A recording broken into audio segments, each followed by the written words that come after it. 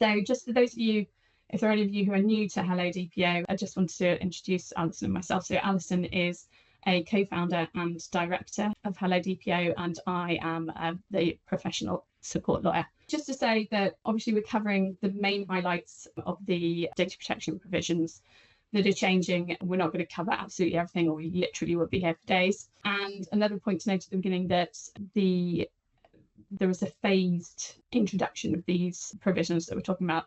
Some that start straight away, or in fact have already started, as Alison will explain later. Some which come in a couple of months, and some which are at a date to be confirmed because it will be by regulation. However, just to note that the ICO in their guidance they just released seem to say that it would be within the year. And that's the timetable that we might be working to. So what will we cover today? Well, the press release from DSIT on the day, the Department of Science, Information and Technology, on the day of the Royal Assent said that the Act was unleashing the power of data into the British society and economy, which sounds very exciting. Apparently £10 billion worth of saving over the next decade. Although I have to say that does seem to be concentrating on the smart data elements of the National Underground Asset Register.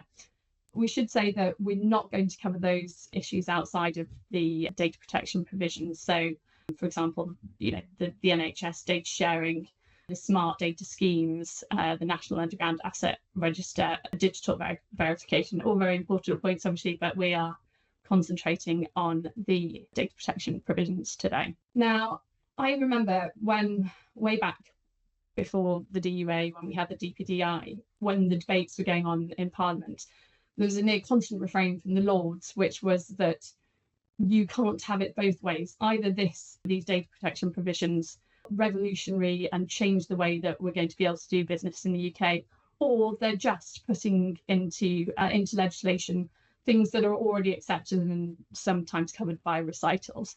So you'll see through the course of this webinar where we've come to in terms of that division and where we land. But I'll leave a bit of mystery for the time being. So what we're covering today is just a very brief look through what wasn't carried forward from the DPDI, the bill proposed under the last government, just because I think it's useful just to rest your mind as to things that are staying the same. Then we'll look at the key data protection changes, which is what you need to know and what you need to do, and then give our take on the impacts of the Act. What wasn't carried forward from the DPDI? So I'm not going to go into what the changes were under the DPDI because I don't want to confuse, just reassure at this point. So definition of personal data remains the same.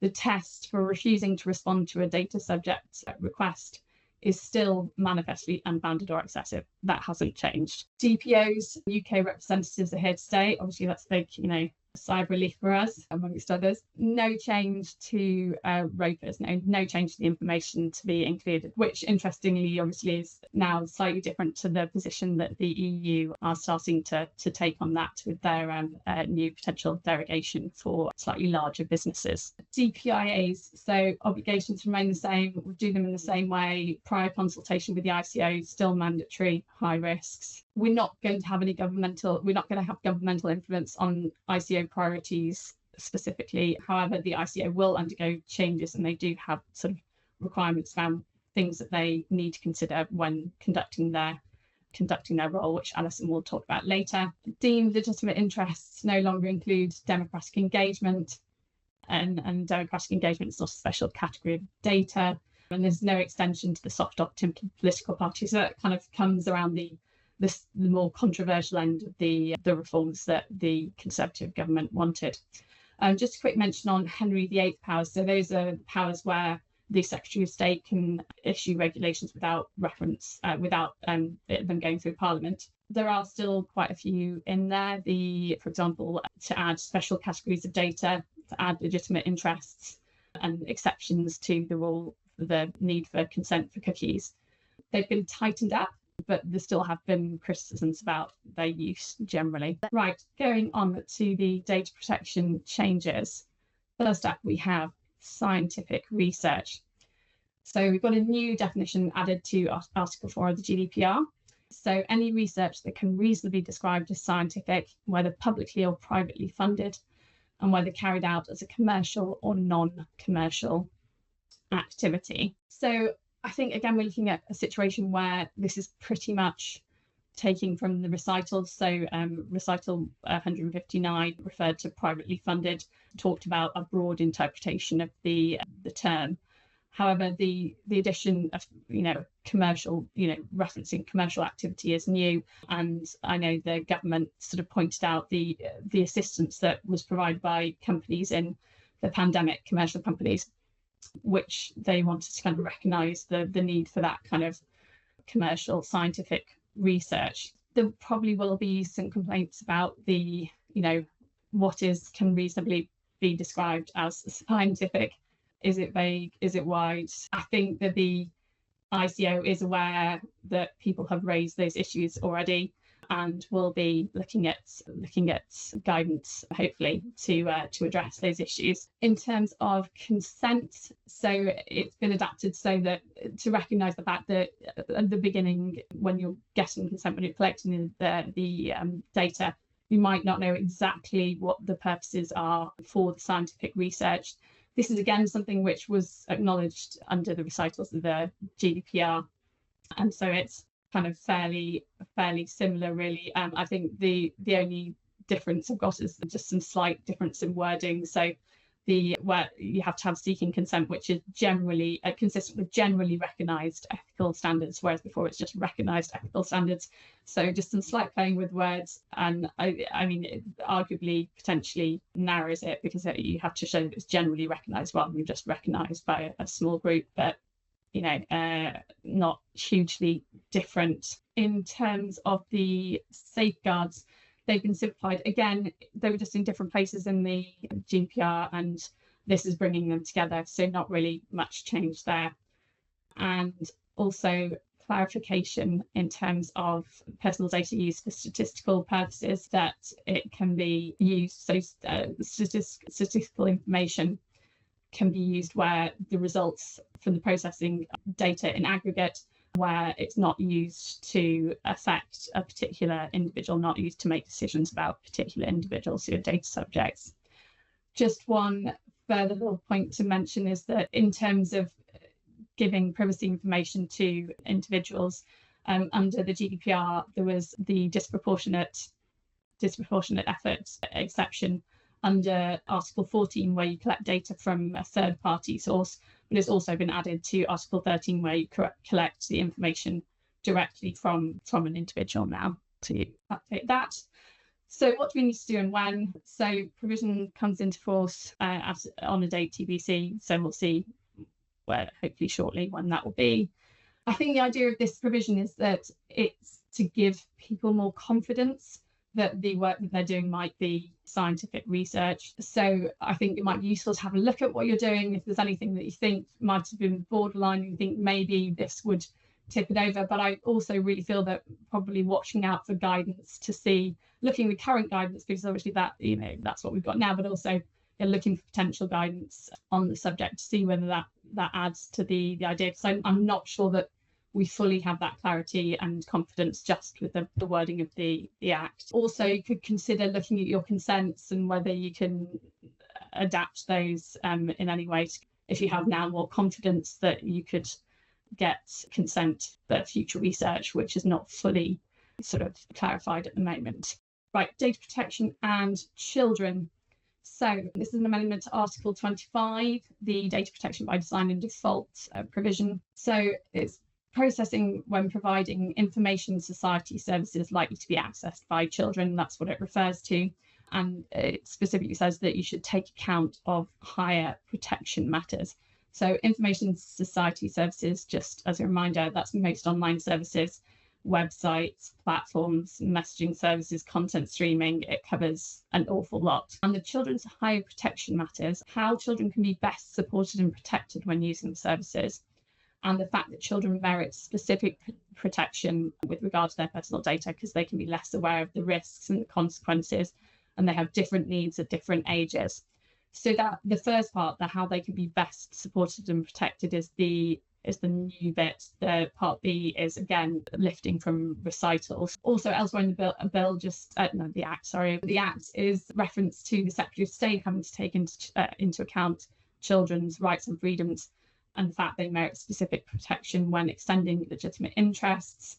The ICO, when it carries out its functions, will have to pay attention to the fact that children merit specific protection. The ICO, when it responded to the bill as it was, then said they hoped that didn't imply a higher level of protection for children's data, but just the same high standard, but applied to the specific circumstances of children. And the ICO has in fact said that conforming with the age-appropriate design code will meet the obligation for the internet society services. So I think probably not any specific action to be done, but just to be aware that obviously this Act has had sort of children, a lot of focus has been on that and sort of taking account of children's data in the way that we should be doing anyway. Right, I'm going to pass over to Alison to move on. Thank you, Claire. I am going to go through a lot. There's a lot to get through. Most of it isn't too significant in terms of you needing to do fundamental changes, but there are lots of little bits for you to think about. So I will be whizzing through this quite quickly, but we will be following up with a sort of a paper where we set out kind of almost a checklist of things for you to think about. So hopefully that will also help. Lawful basis is the first thing I'm going to look at. There are a few different things here. First is really a bit of a clarification. So the public interest task lawful basis is amended to specify that the public interest task must be the task of the controller.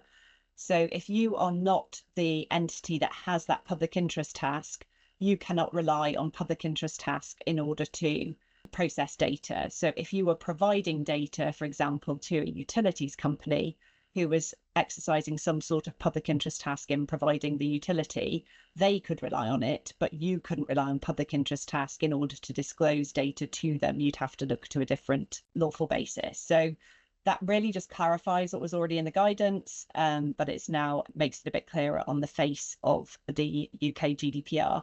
I should say as well, there was a question when we're talking about GDPR, if we just say GDPR here, we just mean UK GDPR. This isn't amending any of the EU GDPR. So that's the public interest task clarification. There's also clarification in terms of what constitutes a legitimate interest. So a new Article 611 lists out these three purposes which can rely on legitimate interest. So direct marketing and intra-group transmissions of personal data for internal admin purposes. They were already in the recitals, but it's bringing them into the main body. And also processing necessary for ensuring security of network and information system. So nothing groundbreaking. I think we all would have thought you could rely on legitimate interest for all of those, but it just makes it very clear that that is the case. So you don't need to do anything for this, just still need to do your LIAs for this processing activity if you're relying on legitimate interests for those. Now, this is where we do have something more interesting and new. There is a whole new lawful basis, which is a sort of subset of legitimate interests, which recognise legitimate interests, which I might call RLIs. And so this is a new Article 61EA. And if you can rely on one of these RLIs, you don't need to do the legitimate interest assessment and the balancing test. You do still need to ensure for most of them that the processing you're doing is necessary for that recognised legitimate interest. So you still might want to document some sort of necessity assessment, but it's not a full, quite cumbersome LIA, because this is recognised that, yes, there is definitely a legitimate interest here, and that interest is unlikely to be outweighed by any rights or interests of the individuals. So you don't need to do that assessment. Worth noting, it can't be relied upon by public authorities when they're exercising their public functions. That's exactly the same as the wider legitimate interest condition. And the right to object applies equally if you're relying on RLI as it would if you're relying just on legitimate interests. And all of these recognised legitimate interests are set out in a new Annex 1 to UK GDPR. We don't have the commencement date yet for this, and this is one of the areas where the Secretary of State has powers to amend and add and adapt that list of recognised legitimate interests. What are they? They listed here. So A lot of them are, I think, more relevant to public bodies, perhaps, than to all commercial organisations, and more helpful to them. But they will also help commercial organisations in some cases. So the first one is disclosure of information to a public authority upon request. So if you receive a request from, for example, the police or from a tax authority, then there is a recognised legitimate interest in you disclosing that information. So you're permitted to do so without needing to do legitimate interest assessment. I'm going to come on to that one in a bit more detail because there are some technicalities around what you need to check if you get a request. But that's helpful. There's then national security, public security or defence purposes, and responding to an emergency.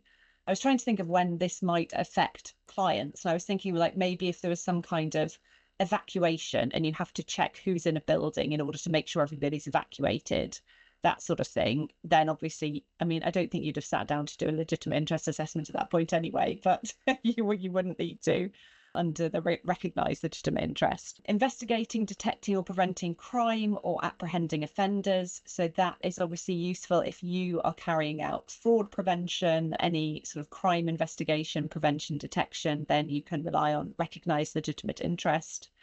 And also safeguarding vulnerable individuals from neglect, mental, physical or emotional harm. It doesn't extend to financial harm. So if you're thinking about vulnerable customers in the financial services context, this doesn't, I don't think, extend to that on its current wording. So those are the list of recognised legitimate interests. One thing that you will need to do if you rely on one of these is think about updating your ROPA, because obviously your lawful basis needs to be listed out in your ROPA and also in your privacy notices. So you'll need to think about where you are going to rely on recognised legitimate interests, making those updates to those documents. I said I would talk a bit more about this one, which is the public authority request. And the Act specifies that if the request states on the face of the request from the public authority that they need the personal data for a public interest task that has a legal basis laid out in law, then you basically don't need to do anything further. You are then permitted to disclose the information. So most of the requests that we see that come from the police do specify that they need it for a sort of specific law enforcement purpose for an investigation. And so you would be able to rely on that in order to disclose. So there is an element of scrutiny. You do need to check the request to make sure it's specifying this public interest purpose and that the data is needed for that purpose. But as long as it says that, then you can rely on it. It's important to remember, though, that it doesn't require you to provide this information. This is just an enabling provision. So you would be permitted to disclose the information on reliance on this RLI, but it doesn't compel you to do so. There could obviously be other laws that do compel you to provide information, but that is not set out in UK GDPR. So you need to think about updating your data sharing procedures to reflect these requirements, training people so that they're aware if they get a request that they need to do that check to make sure the request is worded in the right way, but provided that it is, you will be fine to disclose the information on that basis. I'm going to talk now about purpose limitation. This one is quite complicated in the way when you read it within the Act, because it's updating the existing wording in UK GDPR, it's quite hard to follow. So, and actually the ICO guidance on this one is very, very helpful in setting out exactly what the amendments mean in practice. So I would recommend also looking at the ICO guidance. So we have a new Article 8A of UK GDPR, which is providing further clarity on when a new processing purpose will be compatible. So just, I'm sure you're all aware, but just by way of reminder, under purpose limitation, you're not allowed to use data for a new purpose unless it is compatible with the purpose for which you originally collected the data. There are different rules under this new article depending on whether your lawful basis originally was consent or one of the other lawful bases. And I'll come on to the differences in a second. And it lists out certain processing activities that will be considered compatible. And some of it is within the body of the article, and some of it is in a separate and new Annex 2, which lists out additional compatible purposes. and Annex 2 can be amended by the Secretary of State. We don't have the commencement date yet for this. So that's a sort of overarching look at what this provision does. So going into some more detail, for consented personal data, so this is set out on the left, and sorry, I've got a lot of text on this slide, but I thought it was better to set it all out for you. If your original lawful basis was consent, you are only allowed to have a new purpose if you meet one of these conditions. So this is more restrictive than the old position. So it says it will only be a compatible purpose if it's one of these. So the first is you obtain new consent. So that's not really a compatible purpose, it's just an entirely new consent. But if you get new consent for the processing, that's fine. If the processing is necessary to ensure compliance with a data protection principle. So for example, if you needed to pseudonymize data in order to keep it secure, more secure, that obviously is required to comply with the security requirement under Article 5, so that would be permissible, that would be compatible. If an Annex 2 condition is met, and in all the circumstances, it's not reasonable to obtain a new consent. So you need to check through the Annex 2 conditions, see if one of those is met, and then think, given our circumstances, is it reasonable that we don't go and ask for a new consent? And then finally, if the processing is necessary for one of the public interest purposes specified in Article 23, 1C to J, which is things like public security, investigation, prevention of crime, etc. There's quite a few in there, so it's worth looking at that list. And again, it's not reasonable to obtain a new consent. So if your original basis for processing is consent and you want to use that data for a new purpose, you can only do it if you meet one of these conditions here. If your lawful basis was not consent, so it was LI or contract or legal obligation, whatever it might have been, then it is more permissive. There are, again, a list of purposes that will be deemed to be compatible. So similar list. So you've got new consent. There's the processing is for research, archiving in the public interest or statistical purposes, providing that you're complying with all the requirements for those particular exemptions. If processing is necessary to comply with the data protection principle, again, an Annex 2 condition, which we'll come on to, and again, the public interest list of purposes.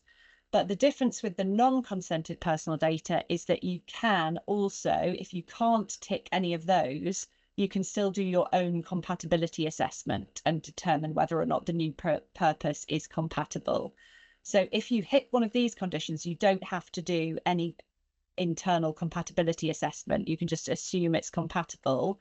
If it's not, and you haven't relied on consent, you can then do your compatibility assessment. I hope that's clear because it's quite complicated. And what are these Annex 2 compatible purposes? Well, they are in some part similar to the recognised legitimate interests we just talked about. So there's making a disclosure in response to a public authority request that specifies that disclosure is necessary for a listed public interest. There is public interest archiving, where the data collection was initially based on consent. Protecting public security, again, emergencies, crime investigation, prevention, etc.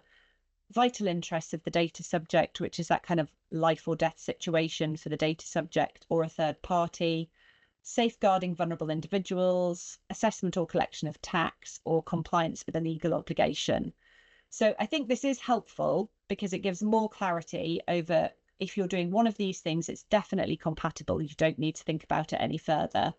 But you just need to be clear on what your initial lawful basis was as to which list you can rely on. So that is purpose limitation. So what do you need to do?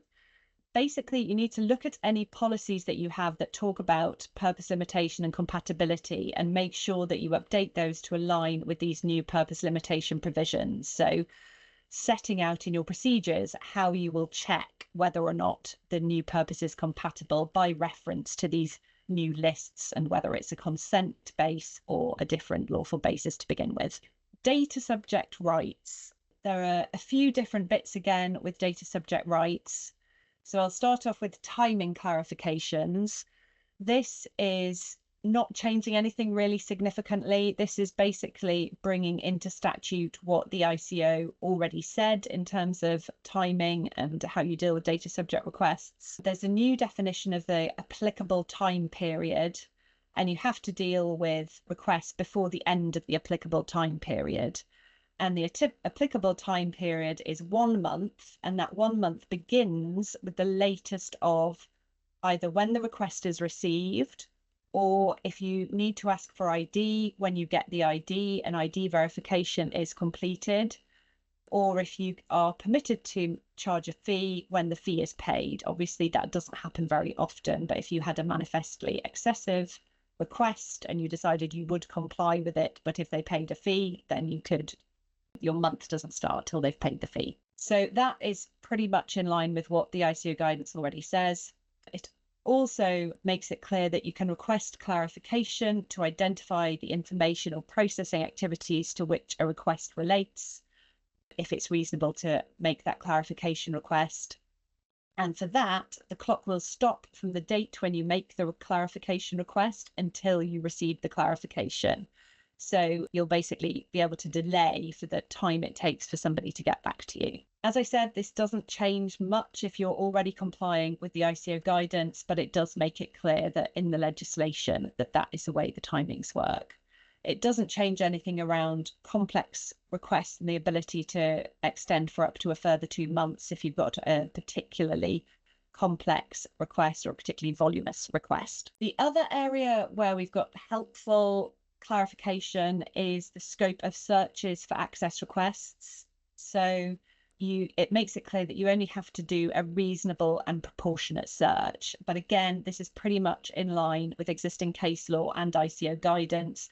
This is an interesting one in terms of when it comes into force, because it is treated as coming into force from the 1st of January 2024, which I can only assume is so that the ICO can rely on this when it gets all the data subject rights complaints that it gets in order to try to help narrow those down. So again, we are already advising clients to do a reasonable and proportionate search, so I doubt this will change too much in terms of your processes, but it's helpful that that is now clear in the legislation that that's the extent of your legal requirement. So what do you need to do?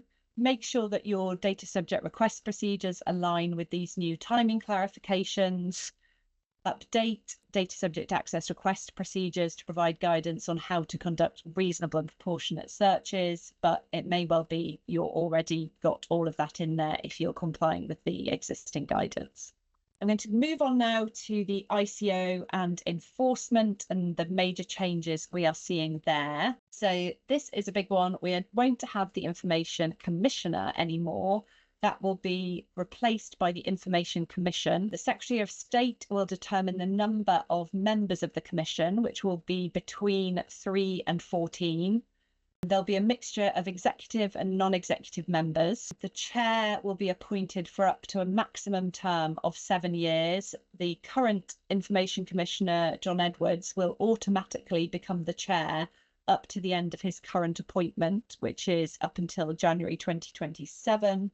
He initially had a 5-year appointment, so that could potentially be extended a bit further because he wouldn't go over the 7 years with his current appointment. And then this new section 120B and the DPA specifies factors that the Information Commission must have regard to when exercising its functions, which reflect the existing sort of things that the Information Commissioner takes into account. We don't know when this is going to commence.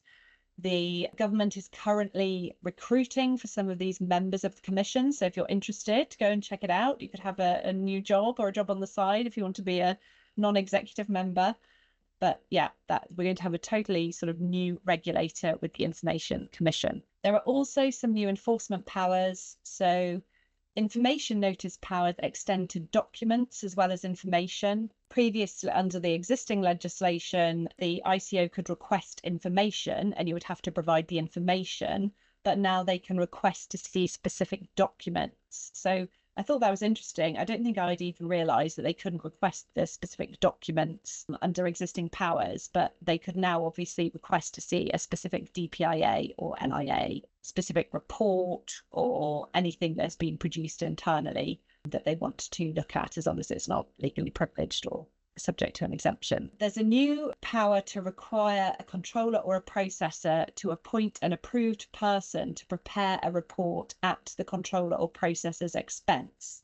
And the person will be approved by the commissioner, and they will be required to conduct an investigation and write a report on issues that the commission will specify. So I imagine this would primarily be perhaps if you had a large breach and they wanted some kind of forensic report on what had happened, then you could imagine that they would require this approved person to be appointed and for you to pay the price for that report to be prepared and then submitted to the commission. There's also a new power to require individuals to attend interviews to discuss GDPR failings or where a criminal offence is suspected, and that includes people who currently work for the organisation or are involved in its management or who previously have been. And there's also an extension of time period for issuing monetary penalty notices from the date when the notice of intent is issued. So at the moment, I think it's just they have to do it within 6 months.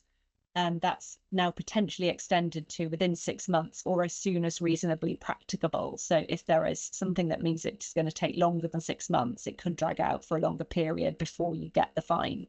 Complaint procedures. This is again an entirely new provision. So there is a new statutory right to make a complaint to a controller about GDPR breaches. The controller has to facilitate the making of complaints, and the legislation specifically gives the example of having an electronic complaints form.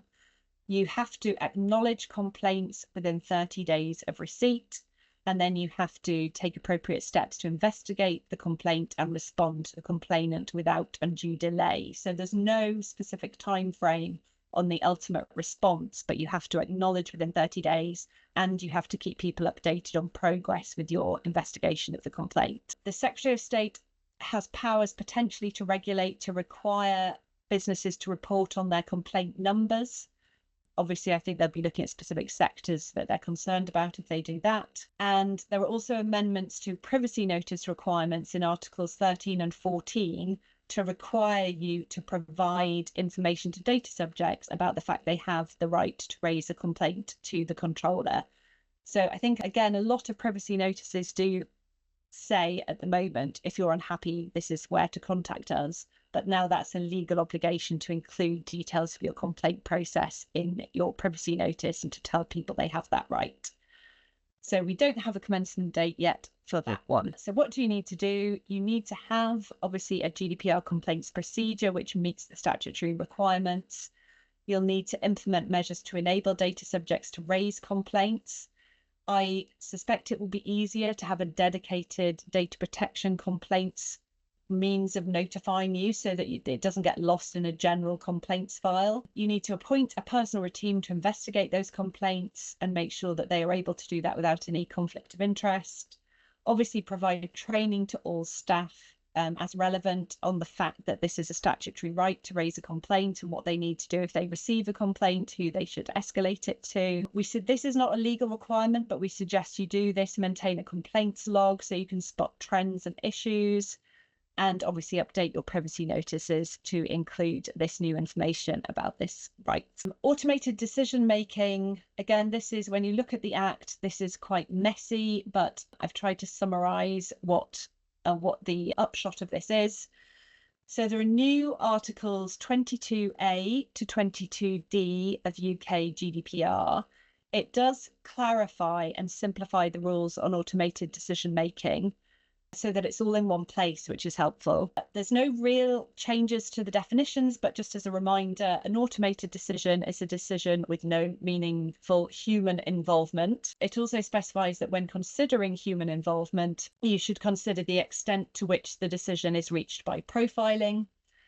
And a significant decision is defined as one that has a legal effect or similarly significant effect. So those are all hopefully pretty familiar concepts. There is then a provision that says if you are making significant decisions using special category data, you cannot do that. There's a prohibition on using special category data unless you meet one of these conditions. So you either have the explicit consent of the individual, or the decision is necessary to enter into a contract with the data subject and there is a substantial public interest authorised by law, or the decision is required or authorised by law, and again, there is substantial public interest authorised by law.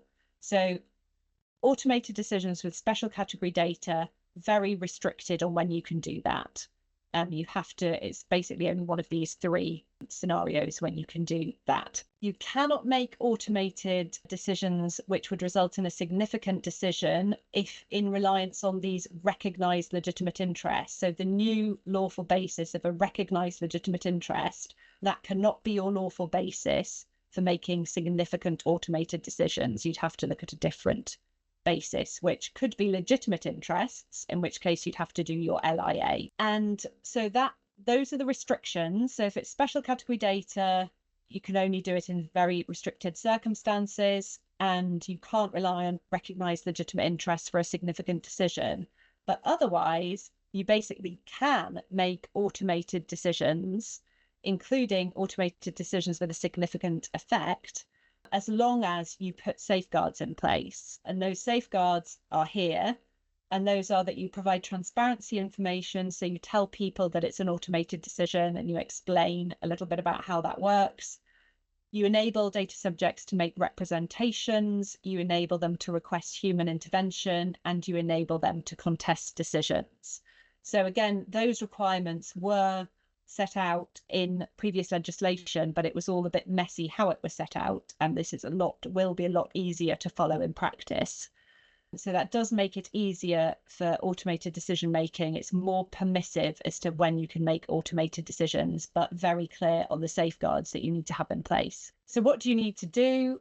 So I would take a look at any automated decision making that you are doing using special category data and just double check that you are definitely permitted to do that under those limited conditions, and ensure that you've got the specified safeguards in place for all of your other automated decisions. So the transparency, the rights to object, ask for human intervention, etc. So I'm going to hand over now back to Claire to talk through PECA changes. Just looking at the PECA changes, main one we're going to look at is cookies, but otherwise just wanted to run through a few things. So first is the change in definition of a call and communication. This is in relation to sending direct marketing. It's basically a clarification that when you attempt to make a call, you attempt to make a communication which doesn't go through, that's going to be counted as a communication recall for the purposes of the legislation, which is a useful clarification and might interestingly show up in fines, because obviously if we're taking all of those into account, the levels could be significantly higher, because potentially quite a few that don't get through but will now be counted in terms of breaches of the legislation. This soft opt-in is being extended to charities. I don't propose to go into that sort of significantly, but just to say that charities should be aware of the potential that they can use this, remembering that it's not coming into force straight away, so not to get overly excited and go doing it right away. But if charities are interested, they should have a look at details and make an assessment of the marketing that they're doing and see whether that could fall within the soft opt-in. Other big headline, the fines are being increased to match GDPR. So that's obviously going to place a much sharper focus on the marketing obligations under PECA, the obligations in general under PECA, because previously it was a maximum of £500,000. Now we're looking maximum of £17.5 million, or 4% of turnover, whichever is greater.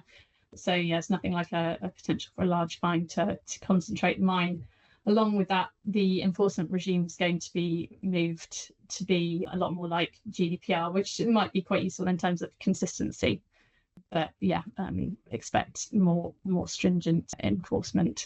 Looking at cookies. So the news for cookies is that there will be specific situations outlined in which consent is not needed over and above the strictly necessary exception that we know already.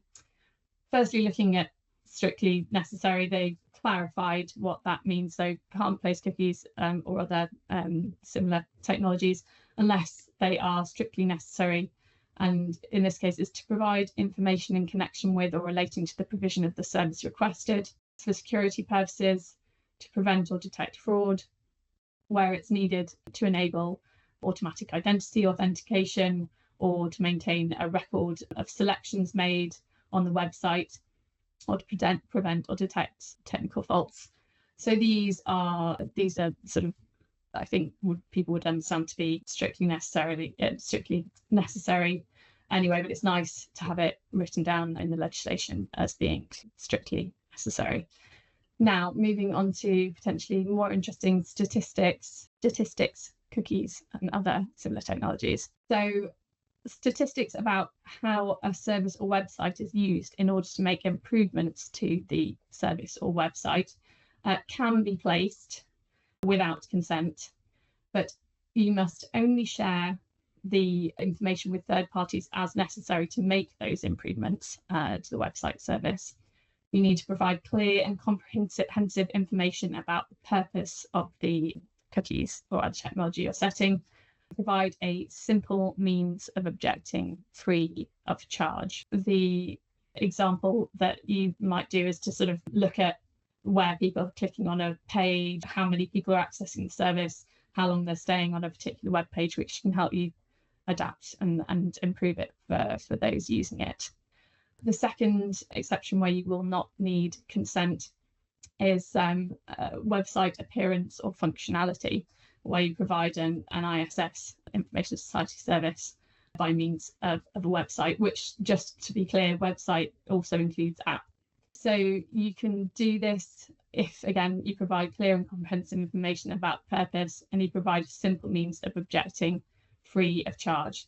So the examples that they give in the explanatory notes to the legislation is font preferences or responsive design, which means that it adapts to whether you're using mobile or a website page, changing the dimensions. So the legislation says that if you are setting these cookies for the same purpose on more than one occasion, it's sufficient that you meet those requirements to sort of display clear, comprehensive information and to give a simple means of objecting on the first setting of those cookies and similar technologies.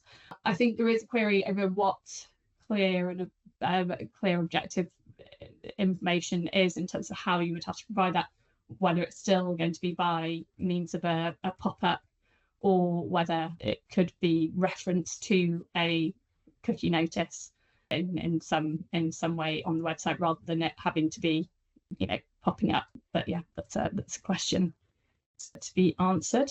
And then what to do and when. So again, we're TBC in terms of when they're coming into force. So I think have a look at your cookies, check if you still need consent for the cookies that you're using, whether some of them could fall into the exceptions which would not need to have consent, and if so, make sure the information you're giving about them is clear. And if you're doing them via your cookie pop-up, there should be a way to object to them, but that's sort of in preparation for it coming in. Generally speaking, more generally with the packet changes, training and awareness for marketing teams, just anyone who's involved in marketing, really, just to make sure that everybody really knows what the requirements are, because with those increased fines and increased sort of methods of enforcement, then it really is important to get people au fait with the requirements. And charities, prepare for the soft opt-in, see if it will apply, and prepare to maybe implement it when it comes in. Thank you. So international transfers is the next one. I know we're jumping about, but this is the nature of the legislation. It's all quite bitty. The adequacy test for UK adequacy regulations is changing from the existing test that aligns with EU GDPR, which is that if you indicate that a country has adequate data protection laws, you must ensure that protections for data subjects under GDPR are not undermined. So that's a sort of existing test for adequacy. And that is changing to requiring that the standard of protection is not materially lower. And that's referred to as the data protection test in the updated legislation. There is a new statutory requirement in Article 46 of UK GDPR, which requires organisations to assess whether the data protection test is met when they're relying on standard contract clauses or BCRs. And effectively, that is now a legal statutory requirement to do a transfer risk assessment. It doesn't say the words TRA, but if you have to basically do the data protection test, which is making sure that the standard of protection is not materially lower, effectively that is doing your TRA. So that's now made a legal UK GDPR requirement. I think this is the area where the European Commission has been quite interested in whether or not this will affect their adequacy decision about the UK, because of the fact that not materially lower obviously does mean it could be lower. It just can't be materially lower. And so it'll be interesting to see what they make of that. I suspect it may not. I don't think they would strike down adequacy until they've seen how it's playing out in practice, because if not materially lower, it's not very clear how much lower it would need to be before it would be materially lower.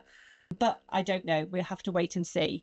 But I think this is the area where we've got the most risk that the changes could impact on the UK's adequacy decision. We don't know yet the commencement date for this change either. So what do you need to do in relation to international transfers? So I think if you're using transfer risk assessment templates, you can update them for UK transfers to reflect this new data protection test, which is a slightly different level of test. And I would expect that the ICO in due course will be updating their guidance on TRAs to reflect this new test. Obviously, if you use one template that covers both EU and UK, I would stick to your current template, which is probably the higher level of EU impact assessments. And you need to keep an eye on what the European Commission does in terms of its review of UK adequacy, which is due later this year. It was supposed to happen in June this year, but they postponed it basically because they wanted to see what this legislation might look like. So we should know pretty soon whether or not they are happy to renew on the basis of the existing or the new legislation. And let's hope they don't strike it down, because that would be a whole world of pain for those transfers. So conclusions, I'll do this really quickly so we've got a little bit of time for some questions. I've tried to answer them as we go along a bit as well, but the upshot, it's all going to be okay. There are some changes that you'll have to make, some updates you'll need to make, but broadly speaking, it's not fundamental change, it's more tweaking. You'll need to look at some policies and procedure updates, a few updates to your ROPA and privacy notices, but they're not significant. You will need to implement this new complaints procedure and make sure that that's working properly. There are some areas where there's a bit less of a compliance burden with the recognised LIs, automated decision-making rules, the compatible purposes, DSARs and the analytics cookies rules. There's obviously opportunities for charities with the soft opt-in and for organisations involved in research activities, higher risks in relation to marketing and cookie breaches with the higher fines, and a potential risk to UK adequacy, but on balance, we think it will be okay. I think it will be interesting to see how the new Information Commission takes enforcement forward, because that will be a new way of working. So we'll have to wait to see how that plays out. So we've got a little bit of time for questions. Are there any that we have time to do a quick answer to now? I'm just having a look. So Helen is saying, I saw something about where relying on the confidentiality and privilege exemption in relation to DSARs, you may have to provide more information about why this applies. I think this may only apply to certain types of organisations. There hasn't been a lot of commentary around this. So for commercial organisations who are relying on that exemption, the position doesn't change, but there is a new ability for law enforcement organisations to rely on that exemption, and that is where those additional requirements are specified. So for commercial organisations, it's just exactly the same as it was previously. Yeah, just looking at the statistical cookie changes and cookie banners changing. I think it probably depends, obviously, if you've got a site which is literally just running your strictly necessary and the ones which fall squarely within those statistics and sort of website performance, then there is the potential for change in that you might be looking sort of a cookie pop-up that could come up once And I mean, the idea that it's once and never again kind of, I don't think, doesn't sit tremendously well with me, but certainly, see it coming up sort of a lot less often. But I question how many people are really sticking to those strict categories across their website and not having any kind of anything which we would term to marketing outside of that. Yeah, I think for most organizations, what will change is that some of the cookies will go from needing the consent, they'll just go into the sort of permitted bucket. So you'll need so there will be some changes to those consent banners, I think, to recognize that there's this new additional ones that don't need consent. But if you're still using additional cookies as well, you're still going to need the consent mechanism.